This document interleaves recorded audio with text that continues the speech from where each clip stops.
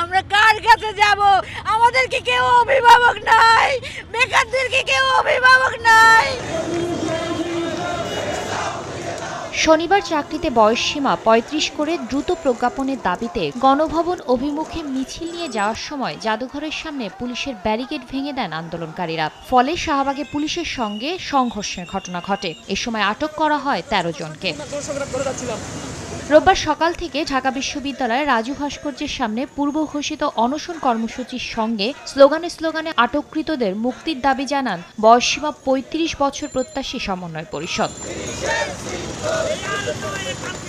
এ সময় কান্নায় ভেঙে পড়েন অনেকে। ১২ বছর ধরে চলা এ আন্দোলনের দাবি মেনে নিতে প্রধানমন্ত্রী শেখ হাসিনার প্রতিও আহ্বান জানায় আন্দোলনকারীরা।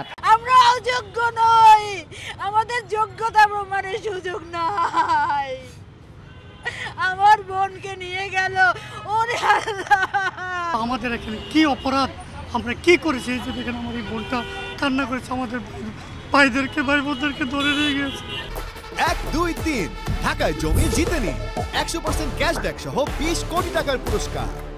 পরে সংবাদ সম্মেলনে ১৫ জনের বিরুদ্ধে মামলা প্রত্যাহার এবং গ্রেফতারকৃত ১২ জনের নিঃশর্ত মুক্তির দাবি জানায় তারা। সকল পুলিশ প্রশাসনের কাছে বিনীত অনুরোধ করব, আপনার ভাই, আপনার সন্তান, আপনার বোনটিকে এভাবে ক্ষতিগ্রস্ত না করে তার শিক্ষা জীবনের দিকে তাকিয়ে তার আগামী ভবিষ্যতের দিকে তাকিয়ে আমরা মনে করব তাদেরকে সহস্তে সসম্মানে ছেড়ে দেওয়ার জন্য।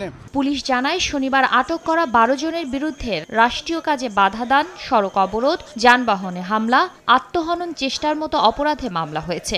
১২ জনকে থানায় নিয়ে আসি, তাদের বিরুদ্ধে মামলা হয়েছে এবং সেই মামলায় আজকে তাদেরকে আমরা কোর্টে সেট আপ করেছি। আমরণ অনশন কর্মসূচি চলমান রাখার ঘোষণা দেন আন্দোলনকারীরা। শাতিলা শারমিন, সময় সংবাদ, ঢাকা।